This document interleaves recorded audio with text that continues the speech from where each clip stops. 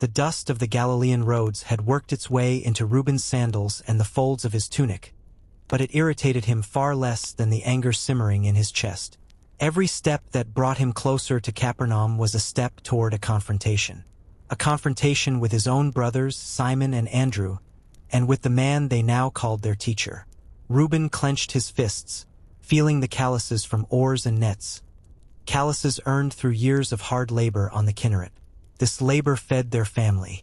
Their father, Jonah, was old and frail, and the full burden of their fishing trade had fallen on Reuben's shoulders after his brothers left.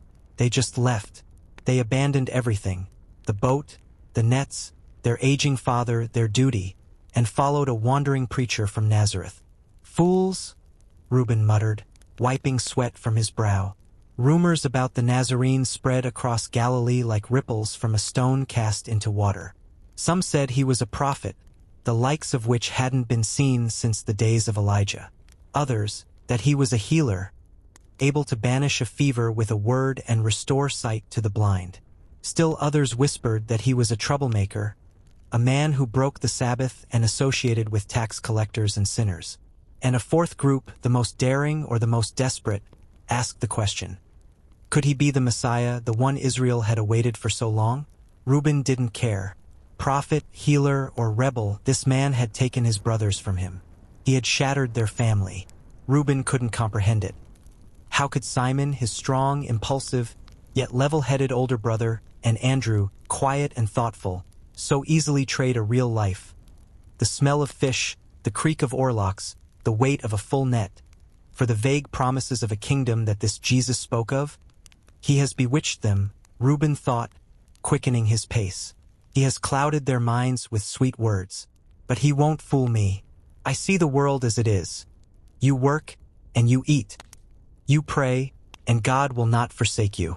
Everything else is empty talk for idlers. His goal was simple.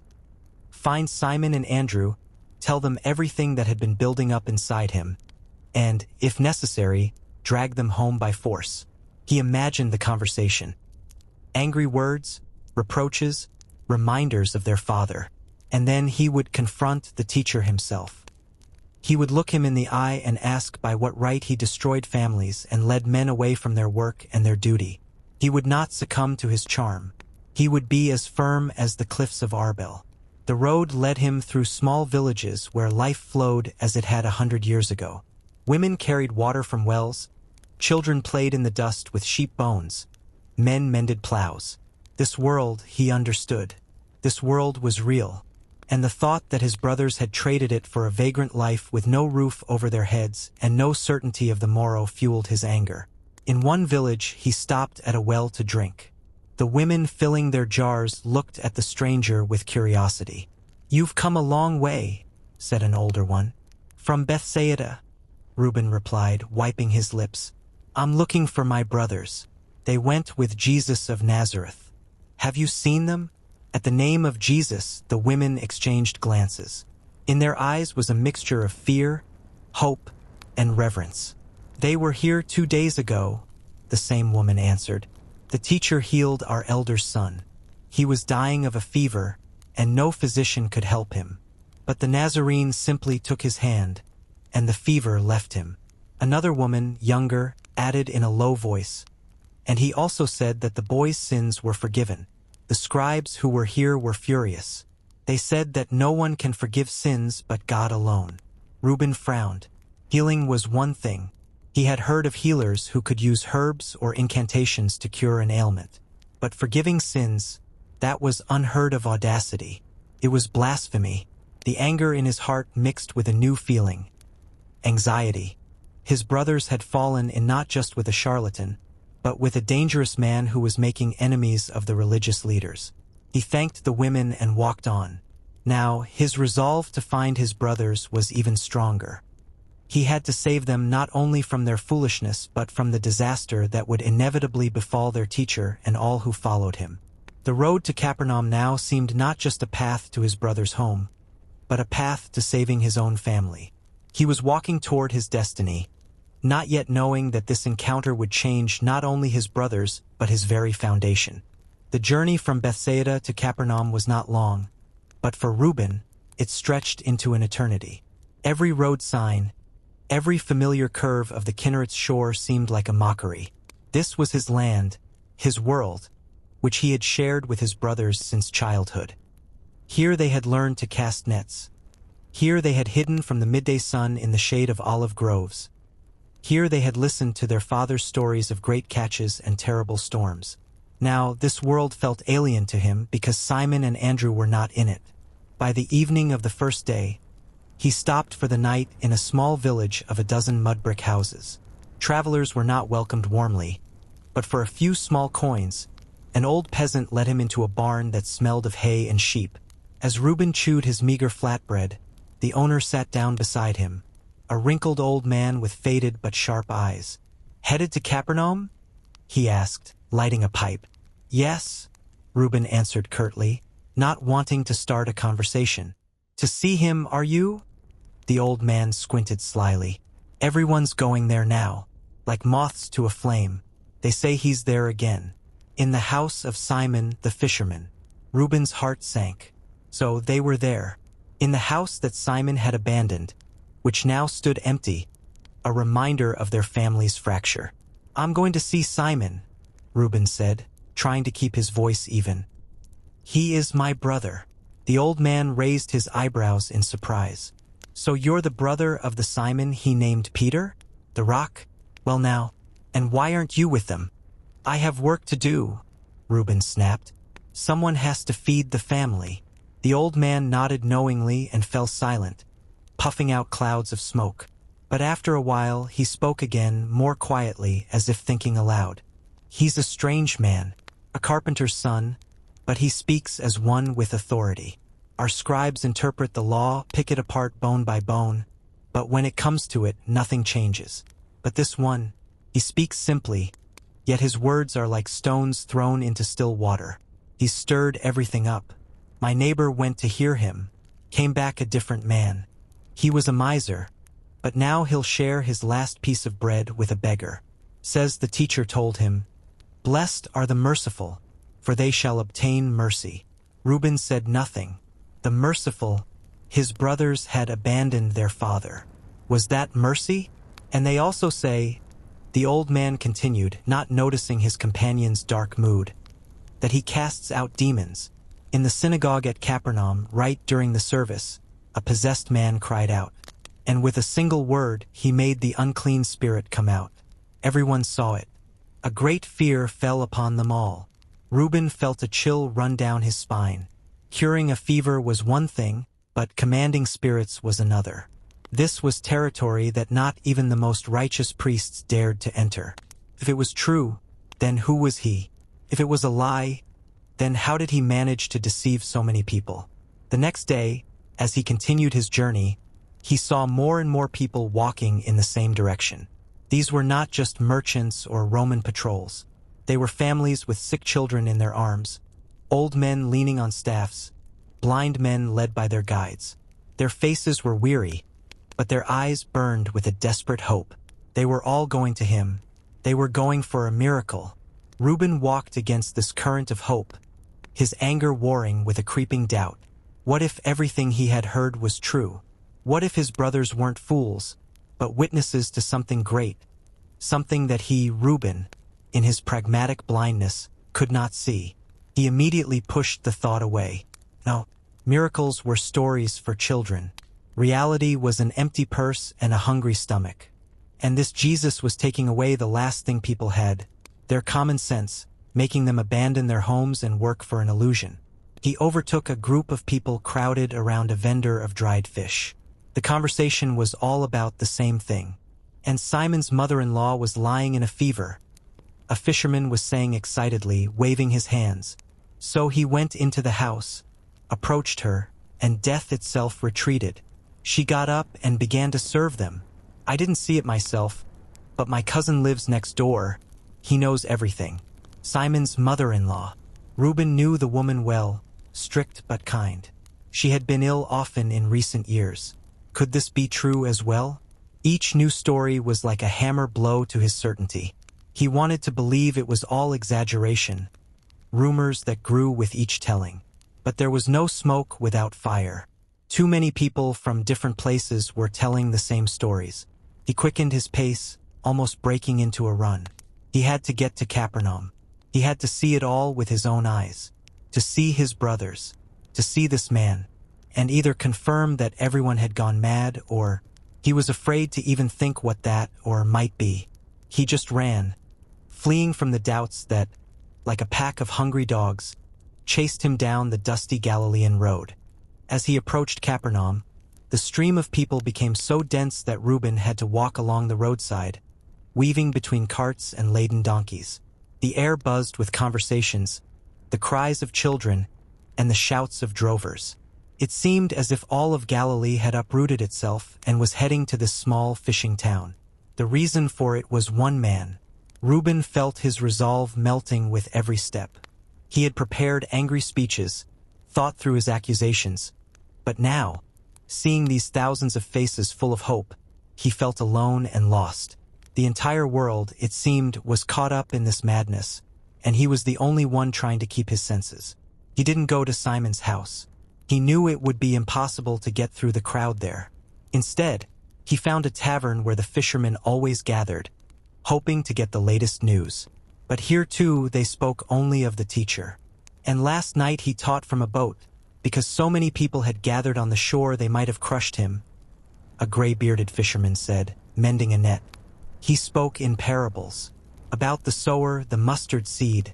Wise words. They make you think. Reuben sat in a corner and ordered a cup of cheap wine. He listened, and every story, every rumor, laid a new weight on his heart. He could no longer deny that something extraordinary was happening. But what exactly? Suddenly, the tavern door burst open, and a breathless boy ran in. "He's coming. He's going to Chorazin," he shouted, and all conversation ceased. Chorazin was a small town a few hours' walk from Capernaum. "Why to Chorazin?" the tavern owner asked. "Jairus' daughter is dying, the synagogue leader." He came to the teacher himself, fell at his feet, and begged him to come. A commotion arose in the tavern. Jairus was an important and respected man. If Jesus was going to him, it meant the situation was truly dire. Everyone knew his only daughter, a lively and cheerful 12-year-old girl. To his own surprise, Reuben jumped to his feet. He had to see this. This wasn't just the healing of an anonymous mother-in-law or a village elder's son. This was a test before everyone's eyes. To heal the daughter of a synagogue leader, or to fail and be forever branded a fraud in the eyes of the people. He threw a coin on the table and ran outside, joining the crowd already moving down the road to Chorazin. He walked quickly, overtaking many. His heart pounded. A part of him wished that the Nazarene would fail. Then the veil would be lifted from his brother's eyes, and they would return home. But another, secret part of his soul, the part that had grown with every eyewitness account, waited with trepidation for a miracle. When he reached Chorazin, a huge crowd was already gathered at Jairus' house. Through the hubbub of the people, he could hear the sounds of weeping and wailing. It was the mourners. Their piercing cries meant only one thing.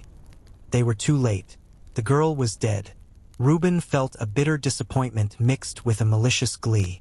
So that was it. The end of the miracles. The preacher hadn't made it in time. Now everyone would see that he was just an ordinary man. He began to push through the crowd to find Simon and Andrew. Now they would listen to him. At that moment, the disciples began to make their way through the crowd, clearing a path for Jesus. Reuben saw his brothers. Their faces were filled with confusion and grief, and behind them walked him, calm, focused, as if he didn't notice the despair all around. "Why bother the teacher any longer? Your daughter is dead," one of the servants said, running up to Jairus, who was walking beside Jesus, shaking with sobs. Reuben saw the synagogue leader's face contort with grief. All his hope had collapsed. But Jesus, overhearing these words, turned to him and said, loud enough for all to hear, "Don't be afraid, just believe." He entered the courtyard. The mourners and flute players were making an unbearable noise. "Why all this commotion and wailing? The child is not dead but asleep," Jesus said. In response, laughter broke out. Contemptuous, bitter laughter from people who knew exactly what death was. They had seen it hundreds of times. Asleep, what blasphemy, Reuben thought. He is mocking their grief. Jesus, paying no attention to the ridicule, ordered everyone out, leaving only the girl's father and mother, and took with him only 3 disciples: Simon Peter, James, and John. Reuben, pressed against the wall of the house by the crowd, could see what was happening through an open window. He saw Jesus enter the room where the girl lay on a bed. Her face was as white as linen, her hands lifelessly folded on her chest. She was not breathing. She was dead. The mother was sobbing, her face in her hands, and the father stood like a stone statue. Jesus approached the bed, took the girl by her cold hand, and spoke 2 words in Aramaic, which Reuben heard very clearly: Talitha Kumi. And then something happened that Reuben's mind refused to accept. The girl opened her eyes. She blinked, as if at a bright light. Then she slowly sat up on the bed, her sleepy gaze moving from Jesus to her stunned parents. Color returned to her cheeks. "Child, get up," Jesus said gently. She stood up, perfectly healthy, alive. The mother and father, unable to utter a word, rushed to her, hugging her and crying, no longer with grief, but with an impossible, overwhelming joy. And Reuben stood at the window, his fingers digging into the clay wall. The air wouldn't enter his lungs. The world around him swam. He had seen it. He had seen a dead child get up and walk. This wasn't a healing from a fever. This was a victory over death. He watched Jesus, who calmly left the house and told the astonished parents to give their daughter something to eat. He sought no fame, demanded no recognition. He simply brought a child back to life and asked that she be fed. Reuben slowly sank to the ground, his back against the wall. The anger that had driven him here had vanished without a trace. In its place was only an emptiness filled with a reverent terror. Who was this man? Who was he, that death itself obeyed his voice? For the first time in his life, Reuben felt that he knew nothing. His entire comprehensible, orderly world had collapsed in an instant, and he realized that his journey was just beginning. Reuben didn't remember how he got out of Chorazin. The shock was so great that he wandered aimlessly, deafened and blinded by what he had seen. The dead girl stood up. The thought beat against his consciousness like a bird against the bars of a cage, destroying everything he believed in, everything he knew about life and death.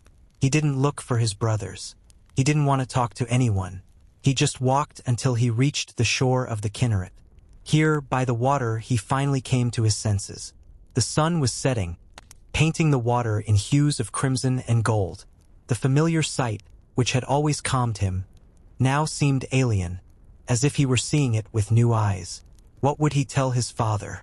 How could he explain that Simon and Andrew had followed not a madman, but one whom death obeys? How could he ever return to his old life, to his nets and boats, after what he had seen? He sat on a rock until darkness fell. When the stars lit up the sky, he saw a campfire in the distance and moving figures. It was them. Jesus and his disciples had set up camp for the night right on the shore. Reuben hesitated. To approach them now meant admitting his defeat, admitting that he had been wrong, that his anger had been blind, and his certainty foolish. But he couldn't leave either. He was drawn to them, to that strange fire, at the center of which sat the man who had turned his world upside down. Gathering his courage, he stood up and walked slowly toward the fire. They didn't notice him at first. Andrew was the first to turn. There was no surprise or triumph on his face, only a quiet, understanding sadness. He stood up and walked to meet his brother. "Reuben," he said simply. Reuben couldn't find any words. He just nodded. Andrew placed a hand on his shoulder. "Come, you must be hungry." They approached the fire. Simon jumped up when he saw him. A storm of emotions was in his eyes. Joy, guilt, defiance. "Brother, you're here." He wanted to say more but faltered, not knowing where to begin.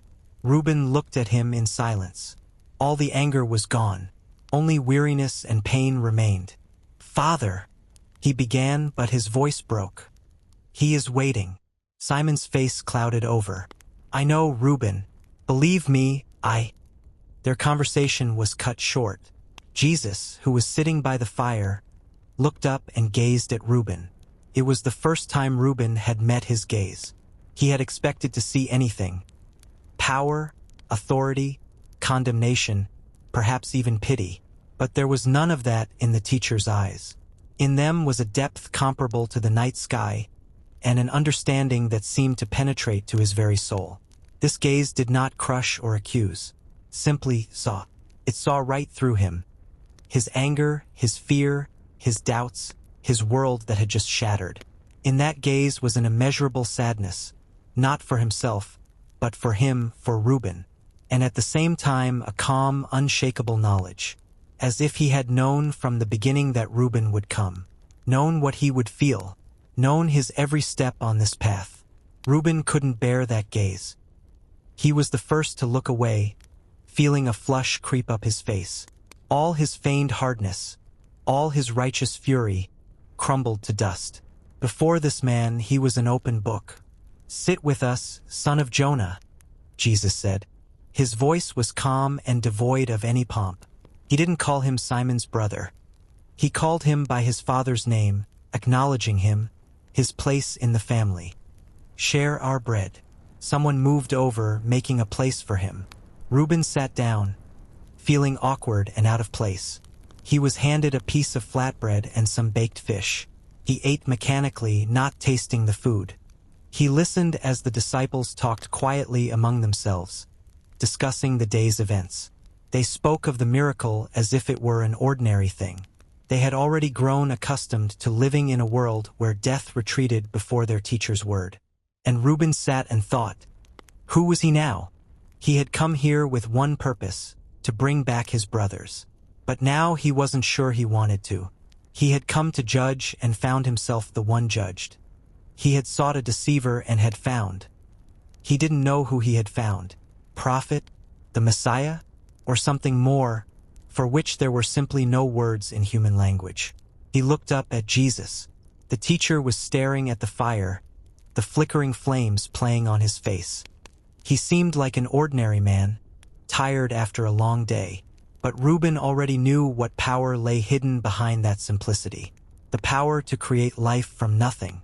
Teacher, he suddenly ventured, and everyone fell silent. His own voice sounded foreign to him. Why? Why them? He gestured toward his brothers, and then to all the others, simple fishermen, a tax collector, men of no name or standing. Why did you choose them? Jesus turned to him. He didn't answer right away, letting the question hang in the night silence. A man does not choose the path, he said at last.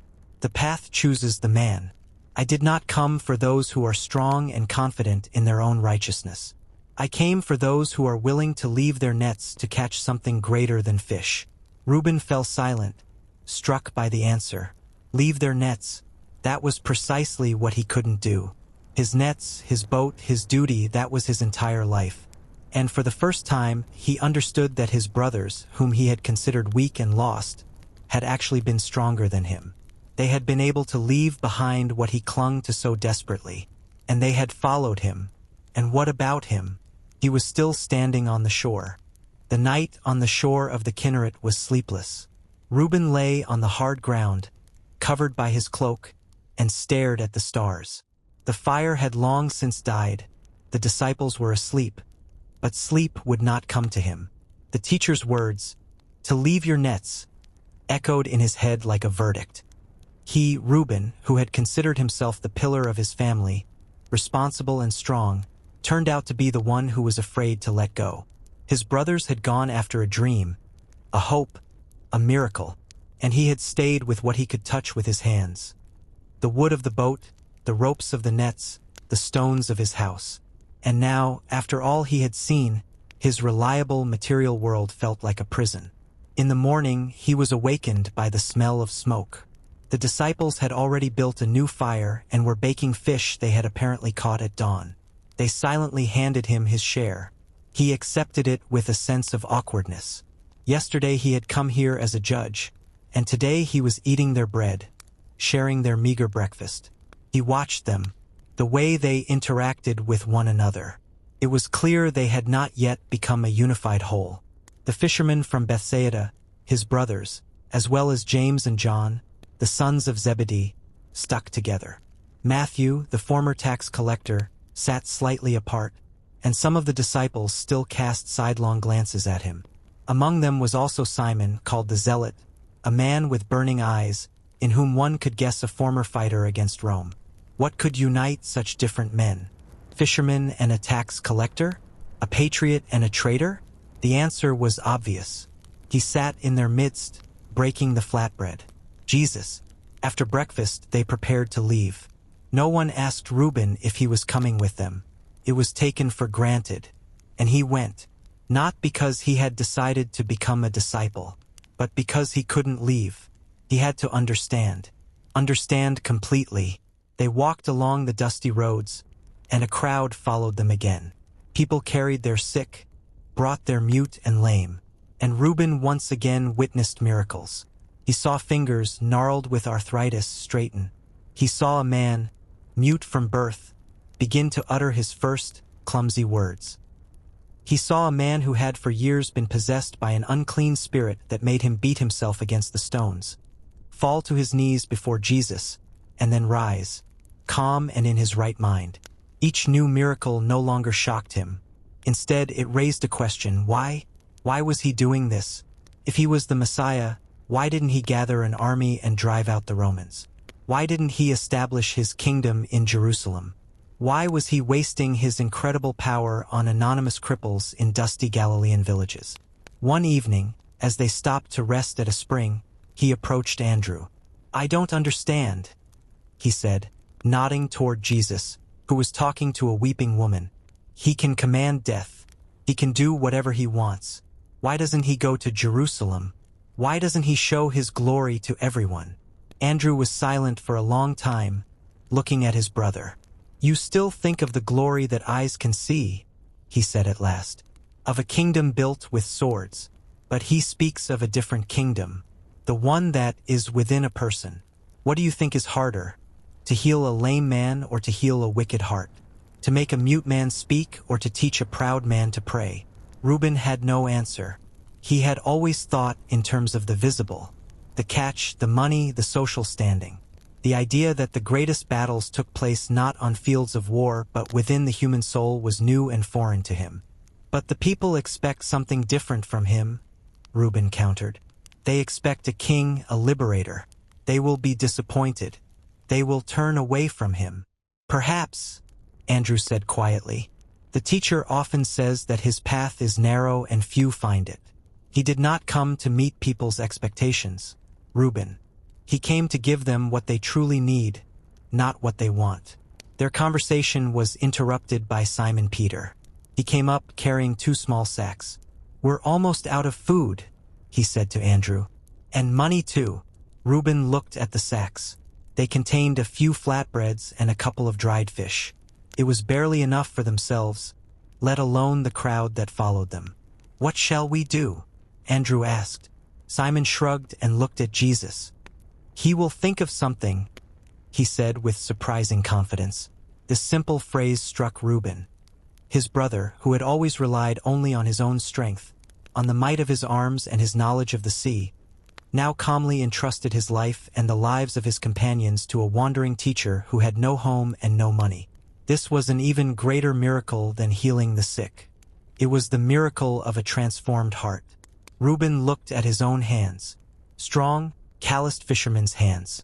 They knew how to pull nets, to row, to mend a boat. But they did not know one thing: how to trust. And he realized that his true test was just beginning. He had to learn to live in this new world, where strength was measured not by the catch, but by faith, and where the most precious treasure could not be seen or touched. The days blended into one long road under the scorching Galilean sun. Reuben walked with everyone, ate with everyone, slept on the ground with everyone. He had stopped counting how much time had passed since he left home. His former life now seemed like a distant dream. He was still not a disciple. He was a shadow, an observer, trying to piece together the fragments of his shattered worldview into something whole. He saw the growing tension around Jesus. The fame of him ran ahead of them, and in every town, they were met not only by crowds of the suffering but also by groups of scribes and Pharisees. They did not ask for healing. They came with sneers and cunning questions, trying to catch the teacher in his words, to convict him of breaking the law or the traditions of the elders. Reuben, raised in deep respect for these men, at first listened intently to their questions. They were experts in the scriptures, guardians of the faith. Their words were as sharp as blades. "Teacher," one of them asked as they were passing through a field on the Sabbath, and the hungry disciples began to pluck heads of grain and rub them in their hands. "Why do your disciples do what is unlawful on the Sabbath?" Reuben tensed internally. This was a direct accusation. Working on the Sabbath, even something as minor as rubbing grain, was forbidden. He looked at Jesus, waiting to see how he would defend himself. But Jesus did not offer a defense. He looked at his accusers with a calm, clear gaze. "Have you not read what David did when he and his companions were hungry and in need? He entered the house of God and ate the consecrated bread, which was not lawful for him to eat, nor for those with him, but only for the priests." The Pharisees fell silent, stunned. To compare his ragged disciples to King David was an unheard-of audacity. "The Sabbath was made for man, not man for the Sabbath," Jesus concluded. "So the Son of Man is Lord even of the Sabbath. The Son of Man, Lord of the Sabbath." These words were like thunder. He was placing himself above the law given to Moses on Sinai. Reuben looked at him with awe. This was either the greatest blasphemy or the greatest truth. There was no middle ground. Another time, the Pharisees brought to him a woman caught in adultery. They threw her in the dust at Jesus' feet. Her clothes were torn, her face stained with tears and dirt. "Teacher," their leader said, his voice dripping with malicious glee, "in the law, Moses commanded us to stone such women. Now what do you say?" Reuben understood the trap. If Jesus said, "Stone her," he would break Roman law, which forbade the Jews from carrying out death sentences, and he would lose his reputation as a merciful teacher. If he said, "Forgive her," he would break the law of Moses. There was no way out. The crowd froze in anticipation. Jesus was silent. He bent down and began to write something on the dusty ground with his finger. This silence was more unbearable than any shout. His calmness unnerved the accusers. "So, what do you say?" they repeated impatiently. Then he straightened up and looked around at them. His eyes seemed to peer into the darkest corners of their souls. "Let any one of you who is without sin be the first to throw a stone at her," he said quietly, and he bent down again and continued to write on the ground. Those simple words struck the crowd like lightning. The accusers froze. Reuben saw their confident faces change. One, the oldest, sighed heavily, dropped the stone he was already holding, and slowly walked away. Others followed, hiding their eyes. In a minute, only Jesus, the woman still lying on the ground, and the hushed crowd remained. Jesus looked up. "Woman, where are they? Has no one condemned you?" "No one, Lord," she whispered, not daring to lift her eyes. "Then neither do I condemn you," Jesus said. "Go now and leave your life of sin." The woman slowly got up and staggered away, carrying with her not only her life but something more: forgiveness. Reuben stood, shaken to the core. He had not broken a single law. He had simply held up a mirror to them, and in that mirror, each one saw his own impurity. He had not abolished the law. He had fulfilled its highest meaning, mercy. That evening, sitting by the fire, Reuben thought about it. All his life, he had divided the world into black and white, the righteous and the sinners, the clean and the unclean, the law and the crime. But Jesus showed him a world of infinite shades. He saw not the sin but the sinner, not the disease but the sick person. He did not condemn, he healed. He looked at his brothers, at Simon and Andrew. They had changed. Simon was still impulsive, but there was a new restraint in him. Andrew had become even quieter, but now his silence held depth. They were learning from him. They were learning to see the world through his eyes.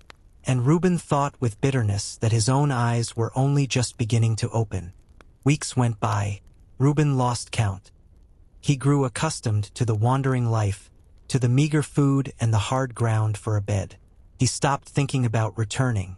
Thoughts of his father and the abandoned boat still caused him pain, but now they were mixed with a new feeling. He could not leave without fully understanding who this man they all followed truly was. He moved further away from the role of a mere observer and delved deeper into the life of this strange community. He helped distribute the food they were given in the villages. He supported the old men who walked in the crowd behind Jesus. One day, he even helped his brothers pull a boat ashore that had been lent to them for a night of fishing, and his hands joyfully remembered the familiar work. But the longer he was with them, the clearer he saw that the path the teacher had chosen was not only one of miracles and mercy. It was a path of danger. The Pharisees and scribes no longer just asked questions. They watched their every move. In their gazes, Reuben saw undisguised hatred. He heard them whispering in the crowd, calling Jesus an impostor who cast out demons by the power of Beelzebul, the prince of demons. It was a terrible accusation, blasphemy against the Holy Spirit. Reuben also saw the mood of the people changing. Many, after being healed, would leave and forget about him.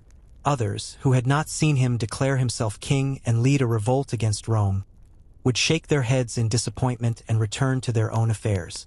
The crowd around them thinned. Only the most faithful, the most desperate, or the most curious remained. One evening, Jesus gathered only his 12 chosen disciples around him. Reuben sat at a distance under an old olive tree, but close enough to hear everything. "Who do people say the Son of Man is?" he asked. The disciples began to answer. Some say John the Baptist, others say Elijah, and still others, Jeremiah or one of the prophets. "But what about you?" he asked. "Who do you say I am?" His gaze seemed to penetrate to the very core of each of them. Silence fell. Reuben held his breath. This was the ultimate question. And then his brother Simon stepped forward. His face was serious and solemn. "You are the Christ, the Son of the living God," he said firmly. Reuben's heart stopped. To say such a thing was equivalent to signing one's own death warrant. It was a direct declaration, a challenge to both the Sanhedrin and Rome. Jesus looked at Simon with a long, warm gaze. "Blessed are you, Simon, son of Jonah, for this was not revealed to you by flesh and blood, but by my Father in heaven. And I tell you that you are Peter, and on this rock I will build my church, and the gates of Hades will not overcome it." Reuben listened, and shivers ran down his spine. He looked at his brother, a simple, illiterate fisherman, hot-tempered and often mistaken. And on this rock, the teacher was going to build his church? It was incomprehensible. But what Jesus said next was even more shocking. His face became stern, and the joy left his voice. "I must go to Jerusalem and suffer many things at the hands of the elders, the chief priests and the teachers of the law, and I must be killed and on the third day be raised to life." At these words, even nature seemed to fall silent. The disciples stared at him in horror and bewilderment. How? The one who raised the dead speaks of his own death. The one who is the Christ, the Son of God, speaks of suffering and humiliation. Simon Peter, who had just confessed his great faith, could not bear it. He took Jesus aside and began to argue with him. "Never, Lord," he whispered fervently. "This shall never happen to you." Reuben saw Jesus turn sharply. His gaze was like lightning. "Get behind me, Satan," he said loudly and sternly, so that all could hear. "You do not have in mind the concerns of God, but merely human concerns." Simon recoiled as if struck. His face turned pale. He was crushed. Reuben was no less shocked. Why such harshness? His brother only wanted to protect the teacher. And Jesus turned to all the disciples and spoke words that were etched into Reuben's memory like a chisel on stone. "Whoever wants to be my disciple must deny themselves and take up their cross and follow me. For whoever wants to save their life will lose it, but whoever loses their life for me will find it." Take up their cross. In Galilee, everyone knew what that meant. The cross was an instrument of shameful and agonizing execution used by the Romans on slaves and rebels. To take up one's cross meant to go to certain death. That night, a somber silence reigned around the campfire. No one could recover from what they had heard. Reuben went over to Simon, who was sitting apart, his face in his hands. "Brother," he said quietly. Simon looked up at him, his eyes full of tears and confusion. "I don't understand, Reuben. I don't understand any of it. He is the Son of God. Why must he suffer? Why must we suffer? I thought we would reign with him." "I thought so too," Reuben admitted. He sat down next to his brother, and for the first time in many years, they were not rivals, but simply two brothers facing an incomprehensible mystery. He realized that the price of following this teacher was immeasurably higher than just abandoned nets and boats. The price was one's own life, and one had to not only believe in his miracles but also be ready to share his cross. And looking up at the starry sky, Reuben for the first time asked himself, was he prepared to pay such a price? The night in the cold barn brought Reuben no rest. The thought of the water jar and the old woman's puzzled, grateful face returned again and again, mingling with anxious dreams of his father and abandoned nets.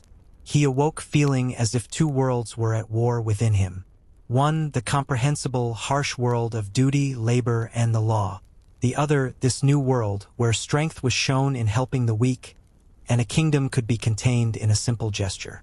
In the morning, as he left the inhospitable village, he felt different. The anger had subsided, replaced by a wary, almost painful curiosity. He no longer looked at Jesus as the one who had stolen his brothers. He looked at him as an enigma he could not solve. He began to notice the little things. How the teacher bent down to pick up a cloak dropped by the old disciple Philip. How he gave his piece of morning flatbread to a shepherd boy who was enviously watching their meager breakfast. These actions were not miracles. They were something both more and less. They were profoundly human, and yet they hinted at something not of this world. They were walking along a rocky path descending into a valley. The day promised to be hot. Suddenly, the people walking ahead stopped and backed away in fear, clearing the road. Reuben, walking at the back, didn't immediately understand what was happening. He heard a cry, hoarse and ragged, familiar to every Jew. "Unclean! Unclean!" From behind a rock outcrop, a man emerged, staggering, or what was left of a man. His clothes hung on him in tattered rags. His face was disfigured by white sores, his nose had collapsed, and the fingers on his hands were gnarled and stumpy. It was a leper, a living dead man, cast out of society, condemned to a slow decay away from people. According to the law, anyone who approached him became ritually unclean. Reuben instinctively recoiled along with everyone else. A feeling of disgust and primal fear gripped him. He saw the disciples, even his brave brother Simon, freeze in hesitation and revulsion. The law had been ingrained in them since childhood. Flee from leprosy as you would from fire. But Jesus did not retreat. He was the only one who remained standing on the path, looking at the approaching outcast. The leper, seeing that his way was not blocked, took a few more steps and fell to his knees in the dust before Jesus. He did not dare to lift his disfigured face. "Lord," he rasped, his voice a mixture of despair and a final, insane spark of hope.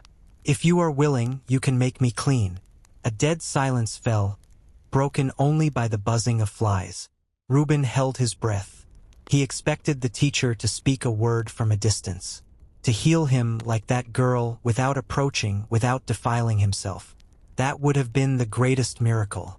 But Jesus did what no one could have expected, what was unthinkable, forbidden, blasphemous. He stepped forward, bent down, and reached out his hand. He touched the leper's decaying flesh. He placed his healthy, clean hand on the shoulder covered with sores and scabs. In that moment, for Reuben, the world ceased to exist. This gesture was more shocking than any violation of the traditions of the elders. It was a direct violation of the law of Moses. Jesus, by touching the unclean, had become unclean himself in the eyes of all. "I am willing. Be clean," he said quietly. And before the eyes of the stunned crowd, the impossible happened. Under Jesus' hand, the white sores began to disappear. The skin smoothed out, taking on a healthy color. Living flesh returned where there had been lesions and scabs. The gnarled fingers straightened. In a few moments, standing before them was no longer a decomposing outcast, but a completely healthy man, weeping with joy. He looked at his hands, touched his face, and from his chest erupted a cry that held all the pain of his past years and all the astonishment of this moment. He fell at Jesus' feet, trying to embrace them, but the teacher gently stopped him. "See that you don't tell anyone," he said sternly. "But go, show yourself to the priest and offer the gift Moses commanded as a testimony to them." The man, unable to utter a word, just nodded, tears streaming down his new, clean face. He stood up and, staggering like a drunken man, ran down the road toward Jerusalem to fulfill the command of the law and return to the world of men. The disciples slowly came to their senses. They looked from the fleeing man to Jesus. Awe was on their faces. They had seen a miracle, but Reuben saw something else. He saw a man who had just demonstratively broken the sacred law to show mercy, who was not afraid to become unclean in the eyes of the world to make one unfortunate man clean, and then, as if nothing had happened, sent him to fulfill the very law he had just transgressed. He approached Andrew, his lips trembling. He touched him. Now he himself is unclean. Andrew looked at his brother, and in his eyes was something new, a deep, respectful understanding that Reuben had not seen before. "Do you think darkness can defile light?" he asked quietly. "Or does light scatter the darkness?" He was not defiled by the man's disease. The disease vanished from his purity. Andrew's words were like a clap of thunder.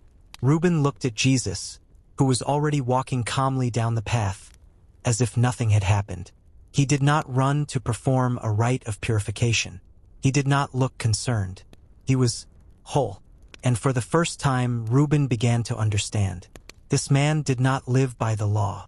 He was the law, living, breathing, full of a mercy that was higher than any letter carved in stone. He had come here to expose a fraud and bring back his brothers. And now he stood on a dusty road and felt his own world, built on solid, unshakable rules, cracking at the seams and crumbling to dust at the feet of this strange teacher from Nazareth. For the rest of the day, Reuben walked as if in a dream. Andrew's words, "Can darkness defile light?" echoed in his head, colliding with the hum of long-held beliefs. He looked at the back of Jesus walking ahead and no longer saw just a man, but a walking enigma. This teacher had healed not only the leper's body but the law itself, showing that its heart was mercy, not prohibition. But if so, what held the world together? If one could touch the unclean and not be defiled, if one could break the letter for the sake of the Spirit, then where was the line? What would keep the world from chaos? These thoughts were so heavy that for the first time on the journey, Reuben felt not angry, but infinitely tired. He stopped arguing, stopped looking for a trick. He just walked and watched. By the evening of the next day, they had returned to Capernaum. The city greeted them with the clamor of market stalls and the smell of fish, which now evoked in Reuben not familiar industriousness, but a dull ache for the life he had left behind. The news of their return spread instantly. People began to flock to the house where they were staying, bringing their sick, leading their possessed. But this time, Reuben did not stay outside. He entered the house and sat in a far corner, observing. He saw how Jesus, showing no sign of fatigue, spoke with each person. How he took a crying child into his arms, a child the parents could not soothe, and the infant instantly grew quiet, looking into his eyes. How he laid a hand on the forehead of a feverish woman, and the fever left her. There was no theatricality, no loud words. There was only a quiet, focused power and boundless compassion. Reuben watched this and felt the last wall of his disbelief crumble. This man was not a charlatan. Whoever he was, prophet, healer, madman, he was real. The next morning, when the crowd had thinned a little, Jesus left the house and went toward the sea. The disciples followed him. Reuben went too. He could no longer stay behind. He needed to see what would happen next. They passed by the tax collector's booth, located by the main road. This was a place that every devout Jew avoided. The tax collectors, the publicans, served Rome. They collected taxes for the occupiers and, on top of that, profited from their own countrymen by taking more than was required. They were considered traitors, thieves, and the greatest of sinners, association with whom was defiling. At the booth sat a man named Levi, son of Alphaeus. Reuben knew him. Everyone in Capernaum knew and despised him. His face was sleek, and his clothes were of expensive fabric, bought with dishonest money. He was counting coins with a bored expression, paying no attention to the people passing by, who averted their eyes. When Jesus drew level with the booth, he stopped. The disciples also froze, perplexed. Simon Peter shot Levi a look so full of contempt that the man flinched under it. Jesus looked directly at the tax collector. Levi looked up and their eyes met. In the tax collector's eyes, a flicker of fear appeared, an expectation of another curse or insult. But in Jesus' gaze, there was no condemnation. There was only an invitation. "Follow me," Jesus said simply. And again, as with the leper, the unthinkable happened. Levi, the tax collector, the traitor and sinner, froze for a moment. His face, accustomed to a cynical smirk, contorted in astonishment. He looked at his coins, at the debt records, at his entire wealthy but despised life. And then he stood up, leaving it all on the table. He came out from behind the booth and, without a word, followed Jesus. If the healing of the leper was a shock to Reuben, this was an earthquake. To touch a sick man was one thing, but to invite a tax collector into his circle, this was unheard of. It was a challenge to the entire social and religious order. The disciples walked in complete silence, looking in bewilderment from their teacher to their new, unwelcome companion, who walked behind everyone, his head bowed, as if he couldn't believe what had just happened. But the day's shocks were not over. That evening, Levi, overwhelmed with a joy he himself did not understand, held a great banquet in his large, wealthy house. And he invited Jesus and his disciples. And he also invited his friends, tax collectors like himself and those whom the town openly called sinners. Women of ill repute, dishonest merchants, people who lived outside the law. Reuben stood at the entrance to this house and could not bring himself to enter. Through the open doors, he could see his brothers, Simon and Andrew, sitting at the same table with these outcasts of society. They were eating their food, drinking their wine. And in the center, amidst the laughter and conversation, sat Jesus. He was not preaching to them. He was simply with them. He listened to them, talked with them, and on his face was the same smile Reuben had seen when he helped the old woman with the jar. The sight was so scandalous that news of it immediately reached the scribes and Pharisees. They did not delay in coming. Without entering the unclean house, they stopped at the threshold and called over some of the disciples. "Why does he eat and drink with tax collectors and sinners?" one of them asked, his voice dripping with the venom of righteous indignation. Reuben heard the question, and he himself wanted to ask it. Why stain himself by associating with these people? Shouldn't light avoid darkness? Jesus, hearing their words from inside the house, stood up and came out to the threshold. He looked at the angry guardians of the law, then at his embarrassed disciples, and said words that were meant not only for them but also for Reuben, standing in the shadows. "It is not the healthy who need a doctor, but the sick." His voice was calm, but every word hit its mark. "I have not come to call the righteous, but sinners to repentance." He returned to the house, leaving the Pharisees speechless with rage. And Reuben remained standing outside, in the cool of the night. It is not the healthy who need a doctor. All his life he had considered himself healthy. He had worked honestly, kept the law, honored his father. He was righteous, unlike those people in the house. So why now, looking at them, did he for the first time in his life feel sick? Sicker than all of them, sicker than the leper, because their sores were on the outside, and his were on the inside. It was the sickness of pride, of judgment, and of blind confidence in his own righteousness. And he suddenly understood that this doctor had come for him too. Reuben did not go to sleep at Levi's house. He couldn't. The thought of sitting at the same table with tax collectors still made him shudder internally. But now it was mixed with shame. He spent the night by the sea, on one of the abandoned fishing boats, breathing in the familiar smell of salt and rotting seaweed. But the smell no longer brought comfort. It only reminded him of the simple, understandable life that he now felt was gone forever. "I have not come to call the righteous." The words echoed in his ears, drowning out the sound of the surf. He had striven all his life to be righteous. He observed the Sabbath, paid his tithes, did not lie or steal. He was healthy, so why did he now feel the sickest of all? His illness was invisible but no less real for it. It was a sickness of the heart, which had been as hard as stone for so long, and of blind eyes that looked down on others. As dawn broke, he saw the disciples leaving Levi's house, and with them, the host himself, no longer a tax collector, but simply a man who had found something more valuable than money. Reuben noticed that Simon Peter, his brother, still glanced at their new companion with distrust, but his gaze no longer held its former hatred. Something was changing not only in Reuben but in everyone who was near this teacher. Jesus led them away from the town, along the shore, toward the gentle hills covered with sparse grass and wildflowers. A large crowd followed them again. People sat right on the ground, wanting to hear him. Reuben sat at a distance, on a slope from where he could see everything well. He no longer wanted to be part of the crowd, but he could no longer leave either. He was an observer, caught in a net of events that were beyond his strength.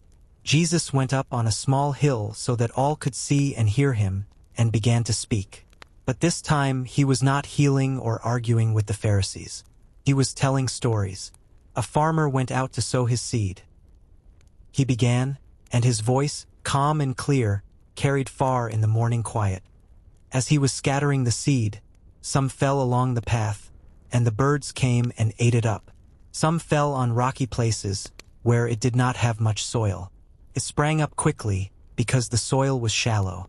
But when the sun came up, the plants were scorched, and they withered because they had no root.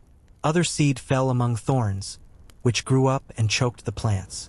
Still other seed fell on good soil, where it produced a crop, 160 or 30 times what was sown.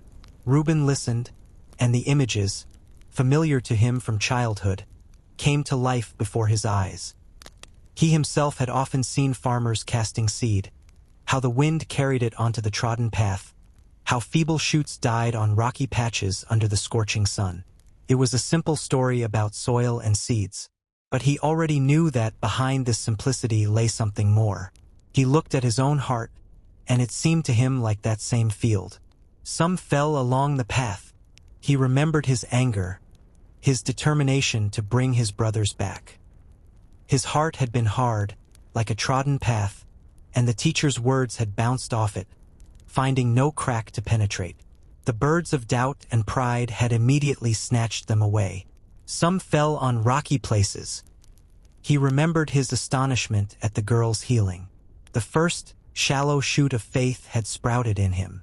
But as soon as the sun of trials rose, the encounter with the Pharisees, the sight of poverty, the breaking of the law, that shoot began to wither because it had no root, no deep understanding.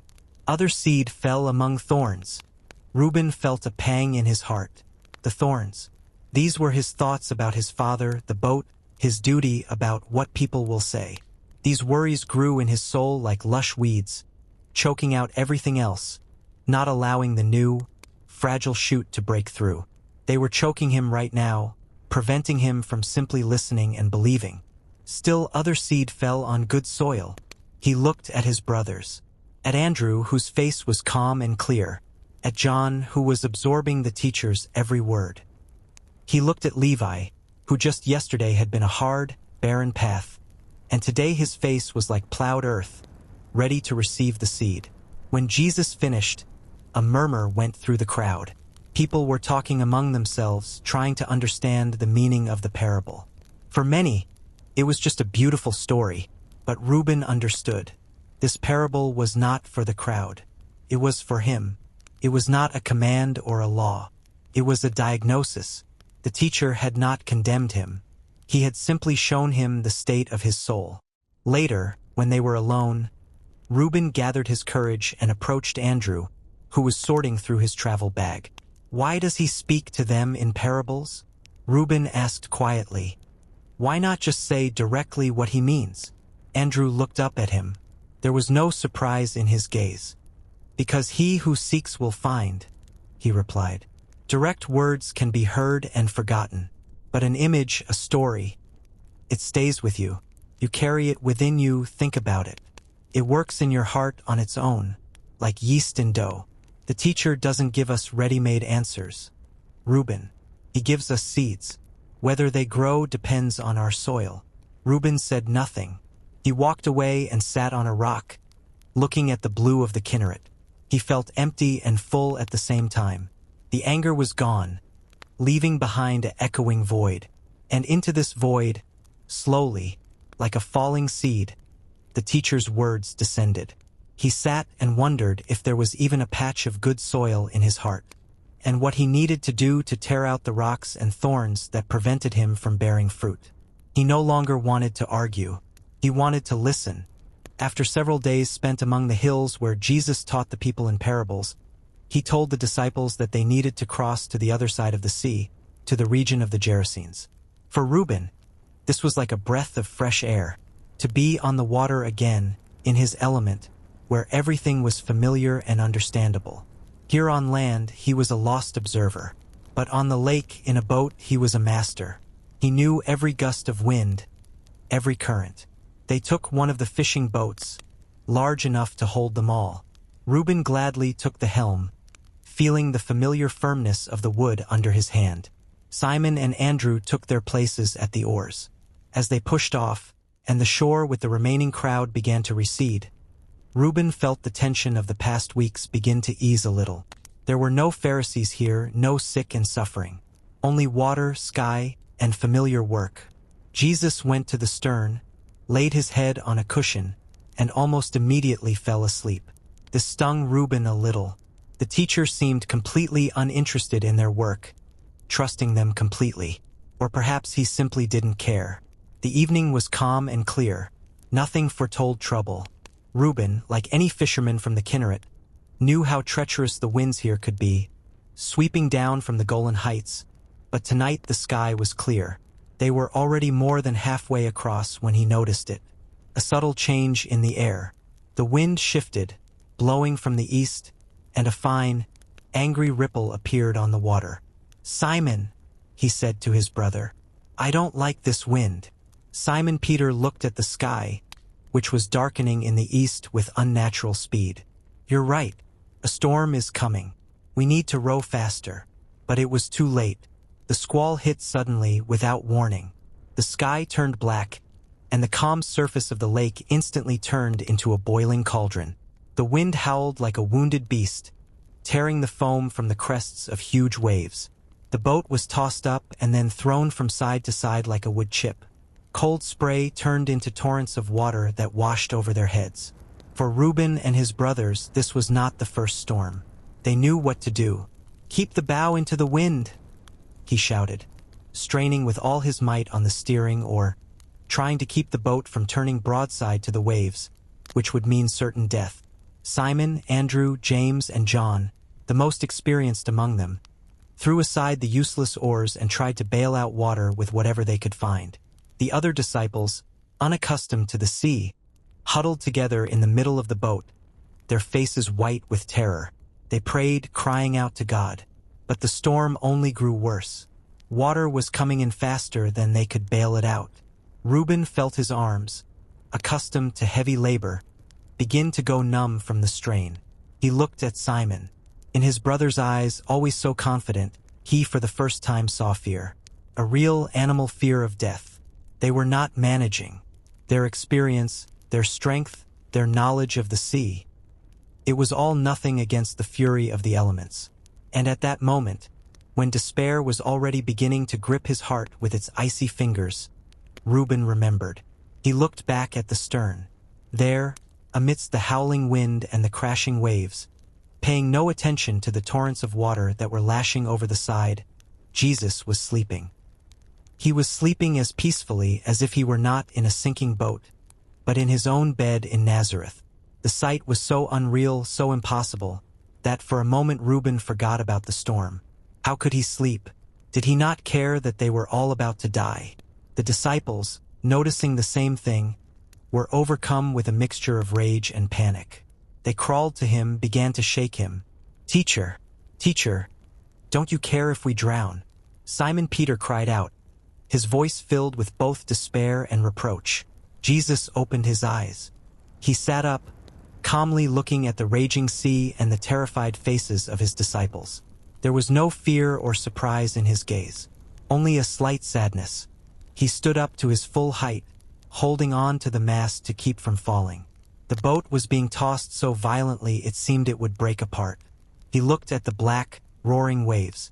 He raised his hand. "Quiet! Be still," he said. He said it quietly, without anger, as one speaks to a disobedient child. And the storm abated. The wind died down instantly. The waves that had just been rising to the heavens subsided, their hissing replaced by a gentle lapping. The roaring chaos was replaced by an absolute, unnatural silence. Complete calm fell. The disciples froze, staring with open mouths. The water at their feet stopped rising. In the breaks in the clouds above, stars appeared. Reuben stood, clinging to the steering oar. His hands were trembling, but no longer from exertion. He looked from the water, as smooth as glass, to the man standing in the stern. He had seen the resurrection of a dead girl. He had seen the healing of a leper. But this was something else. Death and disease are part of the human condition. But the elements, that is the power of God himself. No prophet, no saint, could command the wind and the sea. Jesus turned to the disciples. "Why are you so afraid? Do you still have no faith?" He asked them, and his voice held a gentle rebuke. But they could not answer. They looked at him in reverent terror. And one of them whispered the words that were beating in Reuben's own mind. "Who is this? Even the wind and the waves obey him." In that moment, Reuben understood. He had come here to bring back his brothers, considering himself a sane man in a world of madmen. He had traveled with them through all of Galilee, trying to find a logical explanation for what he saw. But now, in the midst of the suddenly stilled sea, he realized the futility of his attempts. There was no explanation. This man was not just a prophet. He was not just a healer. He was the one in whose hand lay life itself and death itself, the elements themselves, creation itself. And from this realization, it was not the fear of the storm that ran through Reuben's body, but a sacred awe, the fear of God. After the storm subsided, they completed the rest of the journey to the region of the Gerasenes in a deafening silence. No one dared to speak. Reuben and his fellow fishermen rowed in silence, while the other disciples sat, stunned by the terror and awe of what they had experienced. Everyone was thinking the same thing, looking at the calm figure of the teacher, who had sat down again in the stern and was now watching the approaching shore. Who is this? The question was no longer mere curiosity. It had become the center of their universe. They moored in a small cove. The eastern shore of the Kinneret was starkly different from the familiar Galilee. There were more cliffs, and the gentle hills gave way to steep precipices. This was the land of the Gentiles, the Decapolis, where Greeks and Romanized Syrians lived. A land that a devout Jew considered unclean. They had barely set foot on the shore when they were met with a cry. But it was not a cry of welcome or surprise. It was a wild, inhuman howl that made the blood run cold. From the burial caves carved into the cliffs, which the locals used as tombs, a creature that only vaguely resembled a man rushed at them. He was naked, his body covered in filth, dried blood, and countless scars. Long, matted hair fell over his crazed, burning eyes. From his wrists and ankles hung the remnants of broken chains. Reuben and the other disciples recoiled in horror, instinctively putting up their hands as if to protect themselves from this nightmarish vision. Everyone in the Decapolis had heard of this possessed man. He lived among the dead, and no one could subdue him. They had tried to bind him with chains, but he would tear them apart with supernatural strength. Day and night he would cry out and cut himself with stones, terrorizing the entire region. But the creature was not running at them. With a howl, it threw itself at Jesus' feet and fell into the dust. "What do you want with me, Jesus, Son of the Most High God?" it screamed, but the voice that came from its mouth was strange, plural, as if a whole crowd were speaking. "In God's name, don't torture me." Reuben froze, unable to move. Several impossible things had happened at once. First, this creature, this madman who seemed to have lost all human semblance, had recognized Jesus and called him the Son of the Most High God, just as Simon had recently called him. But to Simon it had been revealed by the Father in heaven. How did this possessed man have this knowledge? Second, the unclean spirits dwelling in him were afraid. They were begging for mercy from the one whose mere presence caused them torment. Jesus looked at the prostrate body before him with compassion and authority. "What is your name?" he asked. And again, from the man's mouth came a monstrous, multi-voiced answer. "My name is Legion, for we are many." Legion, a Roman legion, thousands of soldiers. Reuben felt the hair on his head stand on end. He was not just looking at a sick or insane man. He was looking at a man whose soul had become a battlefield, occupied by an entire army of darkness. And this army was now negotiating with his teacher. And he begged Jesus again and again not to send them out of the area. The possessed man continued to cry out. Nearby, on a hillside, a large herd of pigs was feeding. To the Jews, the pig was an unclean animal, but here, in Gentile territory, they were raised in large numbers. "Send us among the pigs.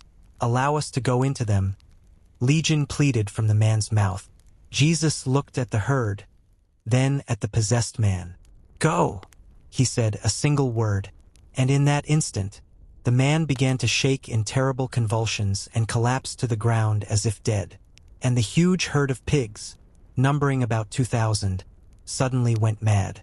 The animals, with wild squeals, broke into a run and, like an insane avalanche, rushed down the steep bank straight into the sea. A few moments later, it was all over. Nothing was left on the surface of the water but spreading ripples. The herdsman who had seen it all screamed in terror and ran to the town to report what had happened. And the man who had been possessed slowly sat up. He looked around with a sane, clear gaze, in which there was no longer any madness. He looked at his hands, at his body, at the disciples. Then he saw his nakedness and, embarrassed, tried to cover himself. One of the disciples, John, took off his outer cloak and handed it to him. When the terrified townspeople came running from the town, they saw an incredible sight. Sitting at Jesus' feet was the very man who had terrorized them for years. He was clothed, calm, and in his right mind, and the herdsmen were breathlessly telling them what had happened to the pigs. But the people's reaction was not what Reuben had expected. He thought they would rejoice, thank the healer. Instead, he saw fear on their faces. They had lost a huge herd, a fortune. But it wasn't just about the money. They had encountered a power that was beyond their control and understanding. And this power frightened them more than the familiar and understandable evil in the form of the madman. They approached Jesus and began to plead with him to leave their region. Reuben watched this, and a mixture of amazement and bitterness filled his soul. They were casting out the one who had brought them deliverance. They preferred their pigs to a healed man. They chose a familiar fear over a frightening holiness. Jesus, without a word, turned and walked to the boat. As he was getting into it, the healed man ran to him, begging to be taken along. He didn't want to stay where no one believed him and everyone was afraid. But Jesus shook his head. "Go home to your own people," he said gently, "and tell them how much the Lord has done for you and how he has had mercy on you." The man remained on the shore, watching them go, and Reuben, pushing the boat away from the unwelcoming land, thought that he had witnessed the most terrible and the greatest of miracles. He had seen hell contained in one man, and he had seen a divine authority that with a single word had set the captive free. And he understood that the kingdom that Andrew had spoken of, the kingdom within a person, was real, and the battle for it was more terrifying than any storm at sea. The journey back across the Kinneret was quiet, but this silence was heavier and deeper than the one that followed the tamed storm. Then, the disciples had been amazed by his power over the elements. Now, they were stunned by the collision with the abyss and a mercy that proved more terrifying to people than a familiar evil. Reuben sat at the helm, but his thoughts were far from the boat and the water. He replayed the scene in his mind over and over. The maddened pigs flying off the cliff, and the calm, transformed face of the man who, a moment before, had been the vessel of a legion of demons. He thought about the reaction of the townspeople. They saw the miracle of deliverance but were afraid of it. Afraid of a power that had disrupted their familiar order, even if that order included a possessed man living in a cemetery. They preferred their lost pigs to a saved soul. And Reuben realized with bitterness that he, in essence, had been the same. He too had clung to his familiar world, to his boat and nets, and had feared the power that had come to change everything. He hadn't cast the teacher out, but wasn't his initial anger the very same plea? Go away! Do not destroy my world. When they moored at the shore of Capernaum, a crowd was already waiting for them. News here traveled faster than the wind. People were pressing in again, reaching out their hands, calling out his name. Reuben, helping to pull the boat onto the sand, felt completely drained. After the encounter with primordial terror and divine authority, this bustling, demanding crowd seemed unreal, superficial. Jesus stepped ashore, and the people immediately surrounded him in a tight circle. The disciples, Reuben among them, tried to create some semblance of order, but it was impossible. The crowd carried them along like a river carries wood chips. In this crush, Reuben noticed a woman. She was thin and pale, her face worn out by a long illness. She did not shout or try to push her way forward. She moved slowly but relentlessly, like a shadow, seeping through the dense ranks of people. In her eyes burned the fire of a desperate, final hope. She kept her gaze down, and her whole body expressed shame. Reuben understood. She was unclean. According to the law, a woman suffering from a hemorrhage was considered unclean, and everything she touched also became unclean. For 12 years, as he later heard, she had suffered from her illness. For 12 years she had been an outcast, having spent all her savings on doctors who only made her worse. She did not dare to address the teacher directly. She did not dare to ask. She wanted only one thing: to steal her healing. If I only touch the edge of his cloak, I will be healed. This thought was written on her face. Reuben watched her, holding his breath. He saw how she, bent over, finally reached Jesus, how her trembling hand stretched out and for a single moment touched the tzitzit, the tassels on the edge of his talith. In that same instant, Jesus stopped. He stopped in the middle of the moving, clamoring crowd that continued to push him from all sides. He turned around. "Who touched me?" he asked. The question was so unexpected that, for a moment, everyone fell silent. Reuben looked at his brother, Simon.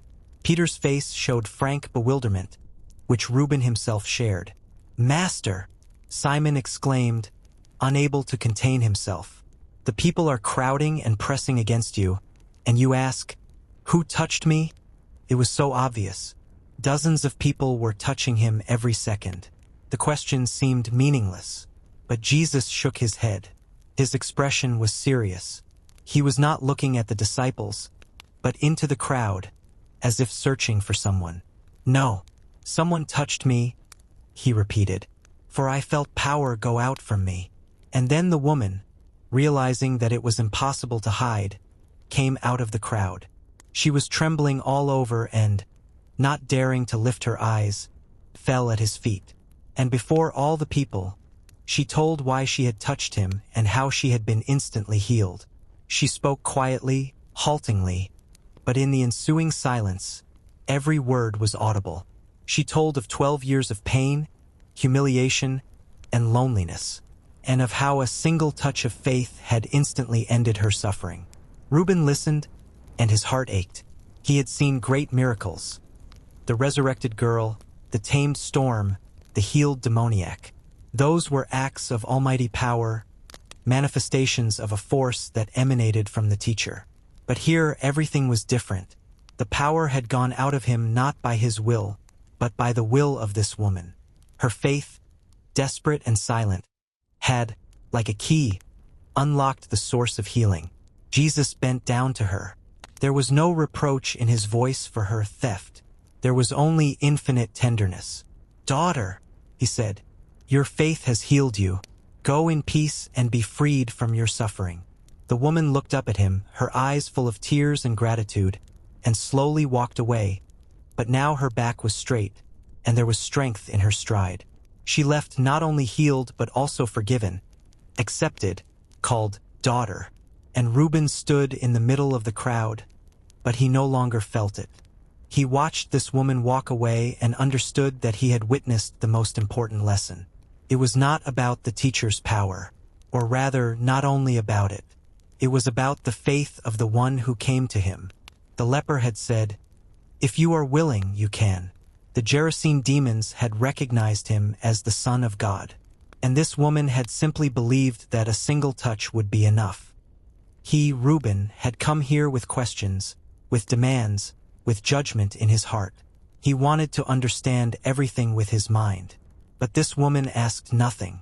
She simply believed, and her faith proved stronger than his reason, stronger than the law of uncleanness, stronger than 12 years of suffering. And for the first time, Reuben recognized his own sickness, his own uncleanness. The pride that prevented him from just as simply and desperately reaching out his hand and touching the edge of his garment. The realization of his own spiritual sickness brought Reuben no relief. On the contrary, it became a heavy burden. Before, he could be angry, argue, judge. Now he was silent. He looked at the crowd following Jesus and saw in every face a reflection of his own infirmities. In some, blind curiosity. In others, a selfish desire for a miracle. In a third group, dull inertia. And in himself, he saw the worst, the pride of a healthy man who suddenly discovered he was mortally ill. He began to help the disciples even more diligently in their modest life. He carried water, gathered firewood, mended torn sandals. This simple physical labor was his only salvation from the thoughts that swarmed in his head. He tried to pray, but the words stuck in his throat. How could he, who had so recently considered himself the pillar of his family and a model of righteousness, now ask God for anything? He felt naked and ashamed. One day, Jesus, wanting to give the disciples a rest from the unceasing crowd, led them to a desolate place beyond Bethsaida. They sat on the green grass at the foot of a hill, and for a while there was peace. But the people, seeing where they were headed, ran there from all the surrounding towns and had gathered at the foot of the hill before them. Reuben, seeing this sea of people, men, women, children, felt a surge of irritation mixed with fatigue. Could they not leave him alone for even an hour? But Jesus, coming down from the hill, looked at them differently. Reuben saw his face fill with compassion. "They are like sheep without a shepherd," he said quietly to the disciples, and he began to teach them again. He spoke until evening. The sun was already setting, painting the sky in alarming crimson tones. The people sat and listened, having forgotten about time and food. Reuben, who was used to eating at a certain hour, felt his stomach begin to rumble. He looked over the crowd. Thousands of people, hungry, in a desolate place where there was not a single shop, not a single house. Philip, one of the disciples known for his practicality, approached Jesus. "This is a remote place, and it's already very late," he said, voicing the common thought. "Send the people away so they can go to the surrounding villages and countryside and buy themselves something to eat, for they have nothing." Reuben mentally nodded. Completely correct. The only possible solution. As a head of household, a man responsible for his family, he always planned everything in advance. And now the situation was catastrophic. But Jesus' answer overturned all their logic. "You give them something to eat," he said simply. Silence fell. Reuben thought he had misheard. He looked at Simon, at Andrew. Their faces showed the same bewilderment. Us? We should give them something to eat. Shall we go and buy 200 denarii worth of bread? Philip asked with bitter irony. 200 denarii was a huge sum, a year's wages for a hired worker. They didn't have even a tenth of that money. How many loaves do you have? Go and see, Jesus said calmly. His calmness in the face of an impossible task was almost unbearable. Reuben felt a wave of his old irritation rising again. Was this a mockery? A test? His brother Andrew, who was always the most active, went through the ranks of the disciples. Soon he returned, leading a small boy by the hand. "Here is a boy with 5 barley loaves and 2 small fish," he said and spread his hands. "But what are they for so many? 5 small, flat barley loaves, the food of the poor, and 2 small salted fish, enough for one person's lunch." Reuben looked at this pitiful offering and at the vast, hungry sea of people. It was absurd. It was laughable. But Jesus did not laugh. He looked at the food that was brought as if it were a royal feast. "Have them sit down on the green grass," he commanded. The disciples, obeying his inexplicable authority, went to the people, seating them in groups of hundreds and fifties. The people obeyed, wondering what was happening. Reuben stood aside, refusing to take part in this madness. He just watched as his brothers and the other disciples organized this strange meal without food. When everyone was seated, Jesus took the 5 loaves and the 2 fish. He looked up to heaven and gave thanks. This moment struck Reuben to the core. He did not ask for a miracle. He did not cry out to God with a plea. He simply gave thanks. He gave thanks for what was not there.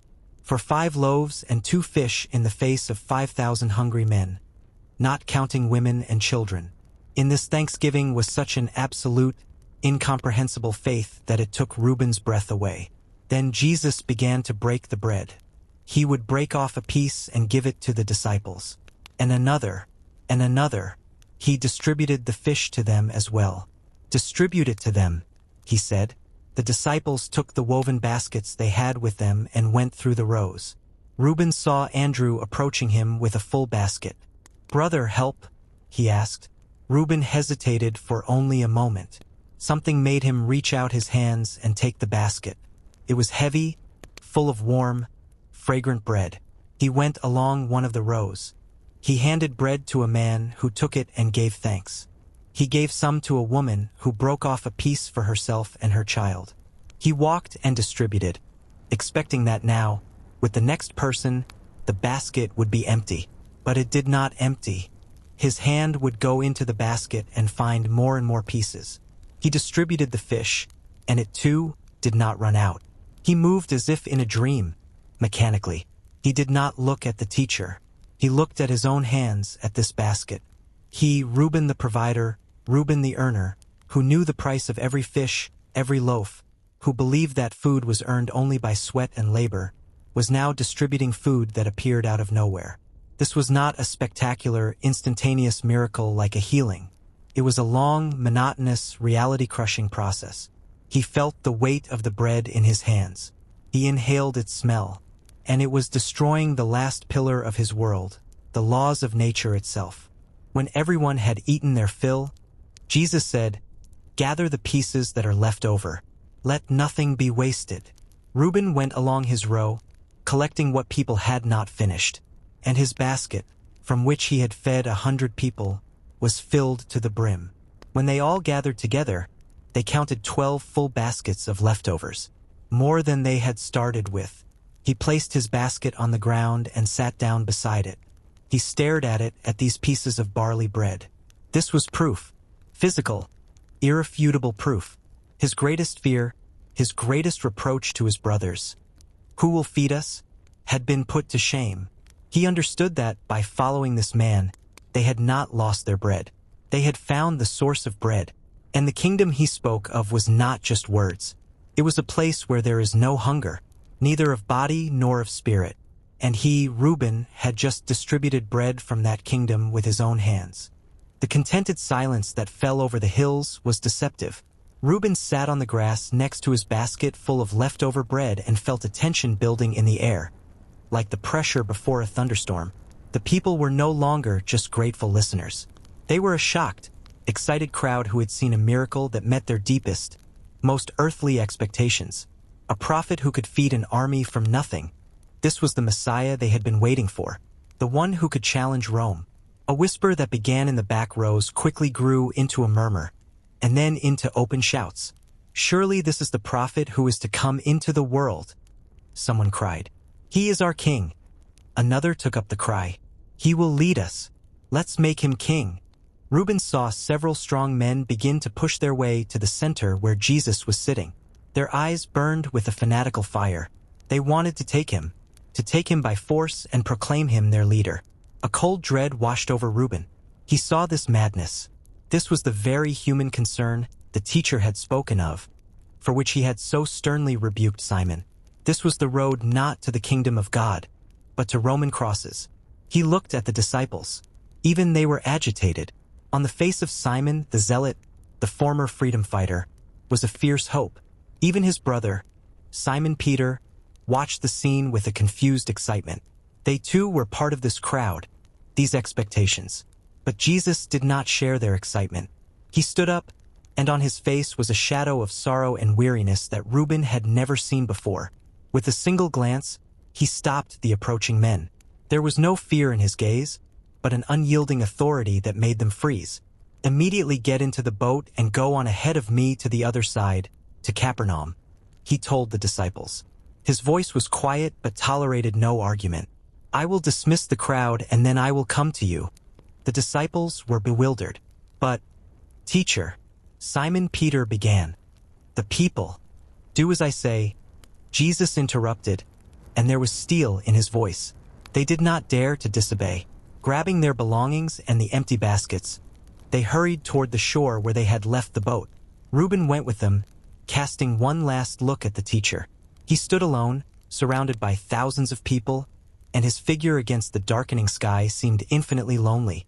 He turned to the crowd and began to speak, and his voice, calming and authoritative, flowed over them, dispelling their dangerous enthusiasm. When they pushed off, it was already completely dark. A wind had picked up, a headwind this time. They had to row with all their might to make headway. The disciples were silent, each one processing what had happened. The joy of the miracle had been replaced by disappointment and bewilderment. Why had the teacher rejected them? Why had he sent them away at the very moment when glory was coming to him? "I don't understand," grumbled James, son of Zebedee, wiping sweat from his brow. The people were ready to follow him. "We could have started right now."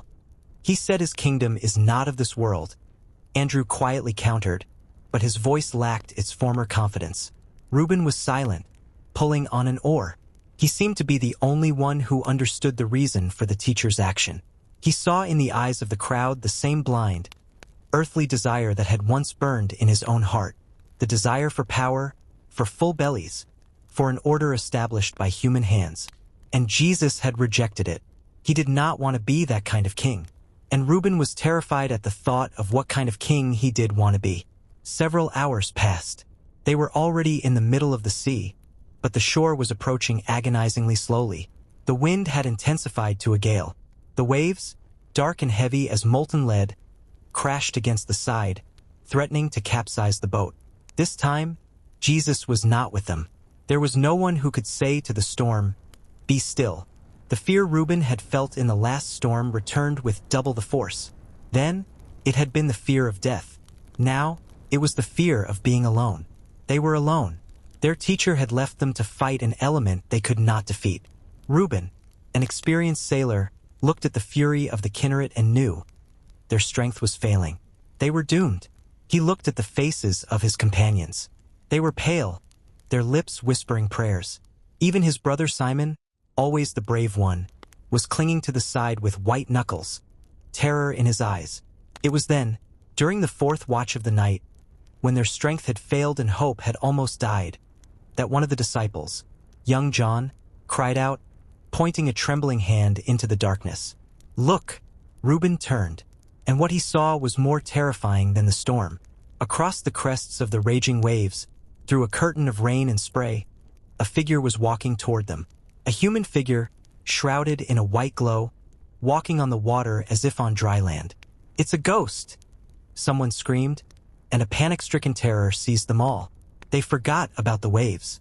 They were paralyzed by a primal fear of the supernatural. They had seen death, they had seen demons, but they had never seen anything like this. Reuben felt an icy cold crawl up his spine. His mind, accustomed to the material world, refused to believe his eyes. But then the figure spoke, and its voice carried over the roar of the wind as clearly as if in a quiet room. "Take courage. It is I. Don't be afraid." It was his voice, the teacher's voice. The terror was replaced by a complete, absolute astonishment. It was not a ghost. It was him. He was walking toward them on the sea. And then Simon Peter, his brother, leaped to his feet.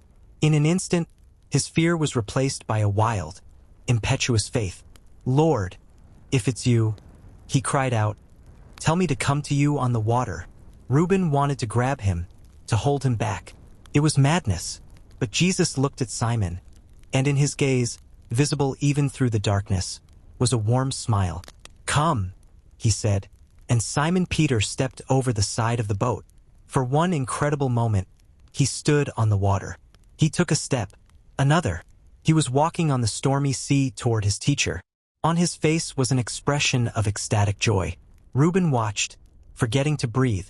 His brother, a man of flesh and blood just like him, was walking on water. Faith had made him like the teacher. But then a strong gust of wind hit Simon in the face. He looked down, tearing his gaze away from Jesus. He saw beneath his feet the black, roaring abyss. And in that instant, his faith faltered. Fear, logic, the realization of the impossibility of what was happening, all the things that made up the essence of Reuben himself, overwhelmed his brother. And he began to sink. "Lord, save me," he cried desperately, flailing his arms. Jesus was instantly beside him. He reached out his hand and caught him.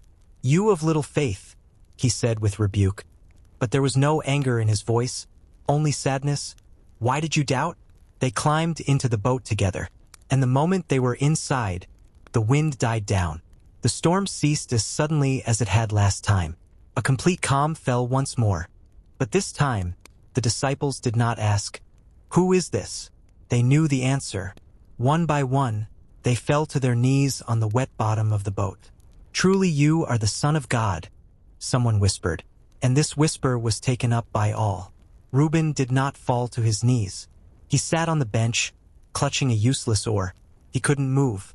He had just seen it all. He had seen his brother, the rock, momentarily gain divine power through faith, and then lose it through doubt. He had seen the chasm between a faith that can do all things and a fear that pulls one under. And he looked at Jesus, who stood in the middle of the boat, holding the hand of his drenched, ashamed brother. He was not just the master of the elements.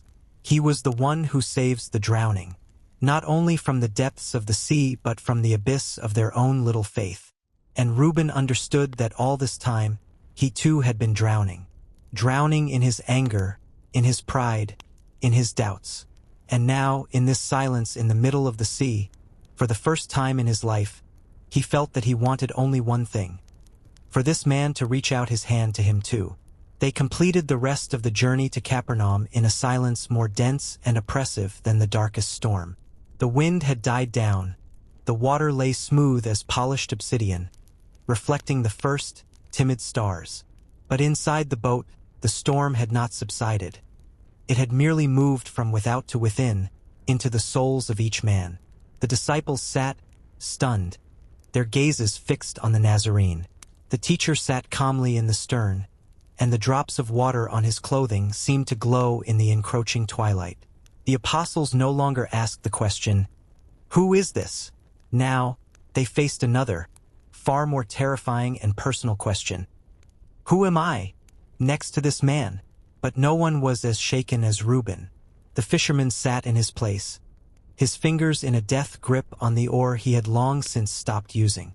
His entire world, which he had so desperately tried to protect, a world built on common sense, hard work, and the unshakable laws of nature, had been destroyed to its foundations. Reuben had seen his brother, Simon, just as mortal as he, take a step onto the water and walk. And then he had watched as that same brother, seized by the same doubt that plagued Reuben himself, began to sink. In that moment, he saw himself, Simon, sinking 2 steps from salvation, not in the waters of the Kinneret, but in the abyss of his own pride and stubbornness. All the righteousness he had been so proud of, his loyalty to duty, his contempt for the idlers who had left their nets, all of it turned out to be just a heavy stone pulling him to the bottom. Reuben had thought himself strong, but he was the weakest. He had come to judge but was judged by his own heart. He had come to save his brothers from a madman, and now he understood that only this madman could save him. When the bow of the boat gently nudged the sandy shore, Reuben came to. They were back. The other disciples began to jump into the water, to pull the vessel onto the beach.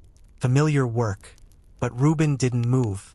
He looked at his hands, calloused, strong fisherman's hands. All his life, they had been his pride. They knew how to hold in or against a storm, mend nets, haul in a heavy catch, but they had never once reached out for help. These hands only knew how to take and to hold, not how to receive. Jesus stood up and stepped onto the shore. The crowd, even at this late hour, was already waiting for him. But the teacher did not go to the people. He remained standing at the water's edge, his gaze fixed on the dark lake, as if waiting for something. Simon and Andrew, having beached the boat, came over to Reuben. "Brother," Andrew said gently, "we're ashore." Reuben slowly looked up at them. In his eyes, there was no longer any anger or reproach, only a bottomless exhaustion and a silent, desperate plea. His gaze slid past them to the lone figure of the teacher.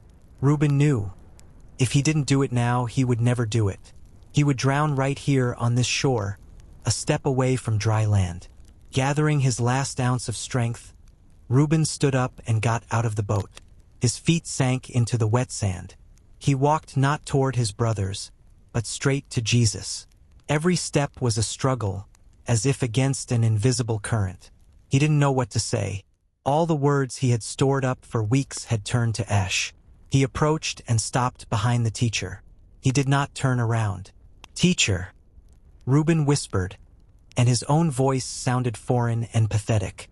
There were no words. There was only one thing left that could express everything boiling in his soul: to fall to his knees on the wet sand. Just as the leper had done, the woman with the issue of blood, the man from the tombs. Reuben, the proud fisherman, son of Jonah, bowed his head before the one he had come to judge, praying not for the healing of his body, but of his soul. Jesus slowly turned. In the gaze that met Reuben's, there was no surprise, no triumph, only the same deep, all-knowing sadness and love that Reuben had seen at their first meeting by the fire.